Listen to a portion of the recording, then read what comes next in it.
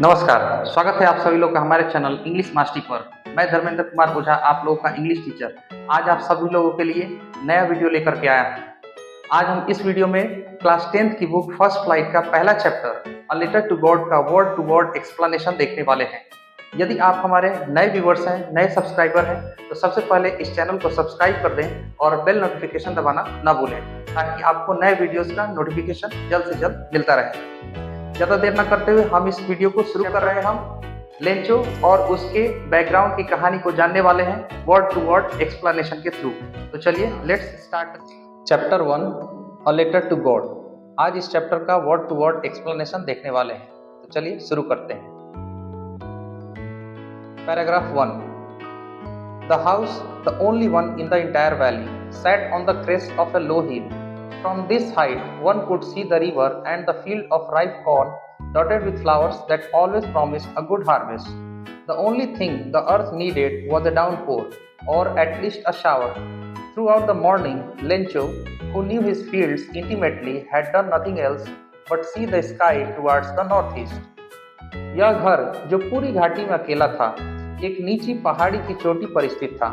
इस ऊंचाई से नदी और पके हुए मक्का के खेत दिखाई देते थे, जो उन फूलों से भरे थे जो हमेशा अच्छी फसल का वादा करते थे। धरती को केवल एक मूसलाधार बारिश या कम से कम एक फुहार की जरूरत थी। पूरी सुबह लेंचो, जो अपने खेतों को अच्छी तरह जानता था और कुछ नहीं कर रहा था, बस उत्तर पूर्व दिशा में आसमान को देख रहा था। Paragraph 2। Now we are really going to get some water, woman. The woman, who was preparing supper, replied, Yes, God willing. The older boys were working in the field, while the smaller ones were playing near the house until the woman called to them all, Come for dinner. अब हमें सच में पानी मिलने वाला है, औरत। सांझ का खाना तैयार कर रही औरत ने जवाब दिया, हाँ, अगर भगवान चाहें। बड़े लड़के खेत में काम कर रहे थे, जबकि छोटे बच्चे घर के पास खेल रहे थे, जब तक कि औरत ने सबको आवाज लगाई, रात के खाने के लिए आ जाओ। Paragraph 3। It was during the meal that, just as Lencho had predicted, big drops of rain began to fall. In the northeast, huge mountains of clouds could be seen approaching. The air was fresh and sweet. The man went out for no other reason than to have the pleasure of feeling the rain on his body. And when he returned, he exclaimed, These aren't raindrops falling from the sky, they are new coins. The big drops are 10-cent pieces and the little ones are fives. यह भोजन के समय की बात है, जब ठीक वैसे ही जैसे लेंचो ने भविष्यवाणी की थी, बड़े बड़े पानी की बूंदें गिरने लगी। उत्तर पूर्व दिशा में विशाल बादलों के पहाड़ दिखाई दे रहे थे, जो धीरे धीरे पास आ रहे थे। हवा ताजा और मीठी लग रही थी।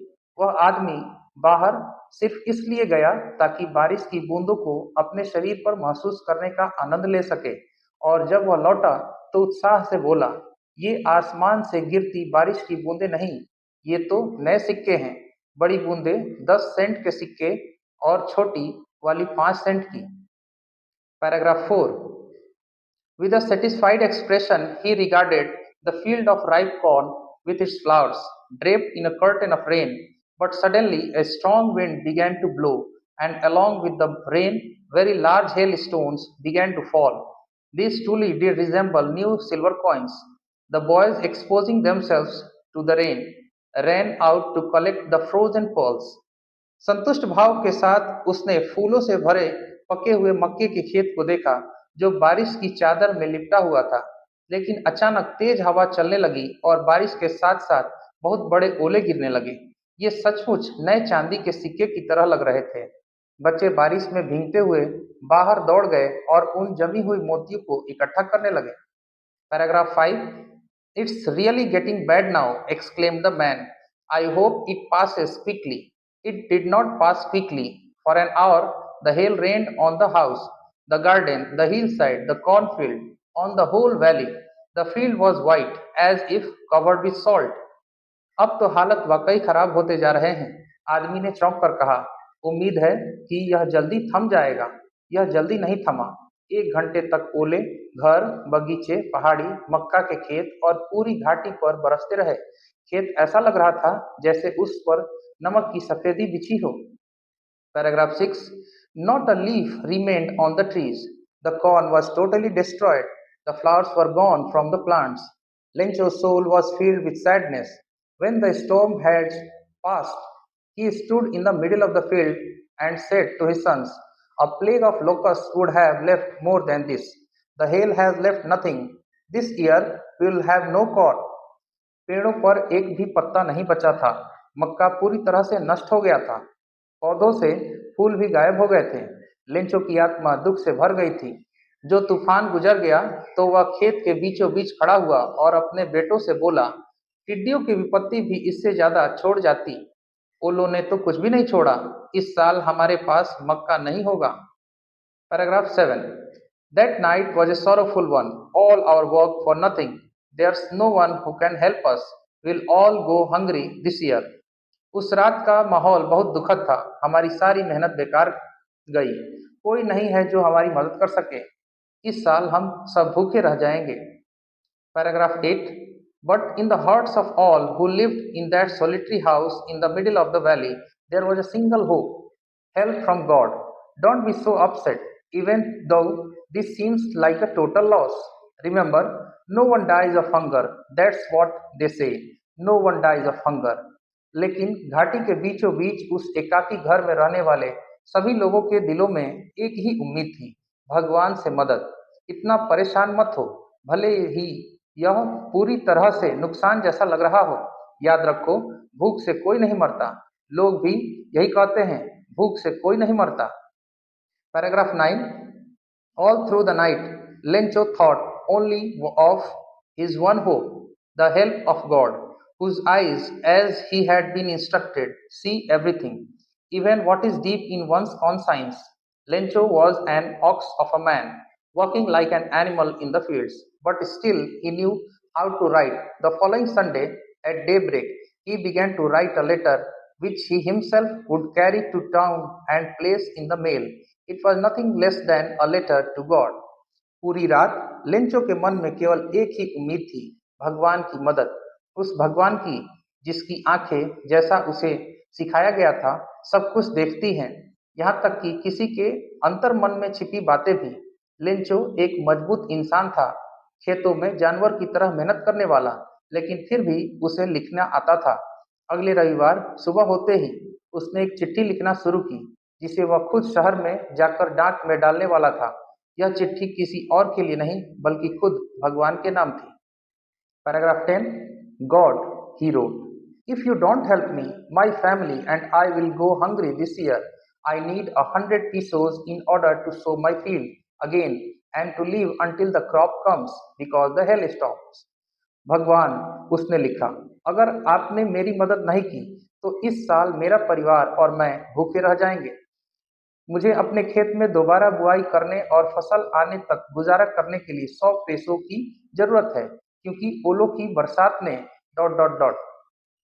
Paragraph 11. He wrote to God on the envelope, but the letter inside and still troubled went to town at the post office.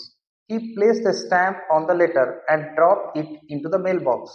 उसने लिफाफे पर भगवान के नाम लिखा, पत्र को उसके अंदर डाला और अब भी चिंतित मन से शहर की ओर चल पड़ा। डाक खाने में उसने पत्र पर एक टिकट चिपकाया और उसे डाक पेटी में डाल दिया। Paragraph 12. One of the employees, who was a postman and also helped at the post office, went to his boss, laughing heartily, and showed him the letter to God. Never in his career as a postman had he known that address. कर्मचारियों में से एक, जो एक डाकिया था और डाकघर में मदद भी करता था, जोर जोर से हंसता हुआ अपने अधिकारी के पास गया और उसे भगवान के नाम लिखा हुआ पत्र दिखाया। अपनी डाकिये की नौकरी में उसने कभी ऐसा पता नहीं देखा था। Paragraph 13. The postmaster, a fat, amiable fellow, also broke out laughing, but almost immediately he turned serious and tapping the letter on his desk, commented, what faith! I wish I had the faith of the man who wrote this letter, starting up a correspondence with God. डाकघर का प्रधान एक मोटा खुशमिजाज आदमी भी जोर से हंस पड़ा, लेकिन तुरंत ही वह गंभीर हो गया। उसने मेज पर पत्र को थपथपाते हुए कहा, क्या विश्वास है!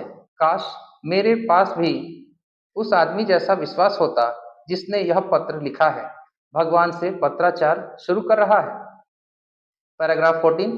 So, in order not to shake the writer's faith in God, the postmaster came up with an idea: answer the letter. But when he opened it, it was evident that to answer it needed something more than goodwill, ink, and paper. But he stuck to his resolution. He asked for money from his employees. He himself gave part of his salary, and several friends of his were obliged to give something for an act of charity. तो लेखक का भगवान में विश्वास डगमगाए नहीं, यह सोचकर डाकघर के प्रधान के मन में एक विचार आया, इस पत्र का उत्तर दिया जाए। लेकिन जब उसने पत्र खोला तो यह साफ हो गया कि जवाब देने के लिए सिर्फ शुभ इच्छा, स्याही और कागज से काम नहीं चलेगा। फिर भी उसने अपने संकल्प को नहीं छोड़ा। उसने कर्मचारियों से पैसे मांगे, खुद अपनी तनख्वाह का एक हिस्सा दिया और उसके कई दोस्तों ने भी पुण्य के काम के नाम पर कुछ न कुछ देने के लिए मजबूरी में सहमति जताई। Paragraph 15. It was impossible for him to gather together the 100 pesos, so he was able to send the farmer only a little more than half. He put the money in an envelope addressed to Lencho, and with it a letter containing only a single word as a signature: God. उसके लिए 100 पैसों इकट्ठा करना असंभव था, इसलिए वह किसान को सिर्फ आधे से थोड़ा ज्यादा ही भेज सका। उसने पैसे को एक लिफाफे में डाला जिसका पता लेंचो के नाम था और उसके साथ एक पत्र भेजा जिसमें सिर्फ एक शब्द था जो साइन के तौर पर लिखा था, भगवान। Paragraph 16. The following Sunday, Lencho came a bit earlier than usual to ask if there was a letter for him. It was the postman himself who handed the letter to him, while the postmaster, experiencing the contentment of a man who has performed a good deed, looked on from his office. अगले रविवार Lencho थोड़ा पहले आया, यह पूछने के लिए कि क्या उसके लिए कोई पत्र आया है। वह डाकिया खुद था जिसने पत्र उसे दिया, जबकि डाकघर का प्रधान, जो एक अच्छे काम के को करने की संतुष्टि महसूस कर रहा था, अपने कार्यालय से उसे देख रहा था। Paragraph 16. Lencho showed not the slightest surprise on seeing the money. Such was his confidence. But he became angry when he counted the money. God could not have made a mistake, nor could he have denied Lencho what he had requested. Lencho ने पैसे देखकर जरा भी हैरानी नहीं दिखाई, ऐसा था उसका विश्वास। लेकिन जब उसने पैसे गिने तो वह गुस्से में आ गया। भगवान से गलती नहीं हो सकती थी और न ही वह लेंचो को जो उसने मांगा था वह देने से मना कर सकते थे। Paragraph 18. Immediately, Lencho went up to the window to ask for paper and ink. On the public writing table, he started to write with much wrinkling of his brow, caused by the effort he had to make to express his ideas.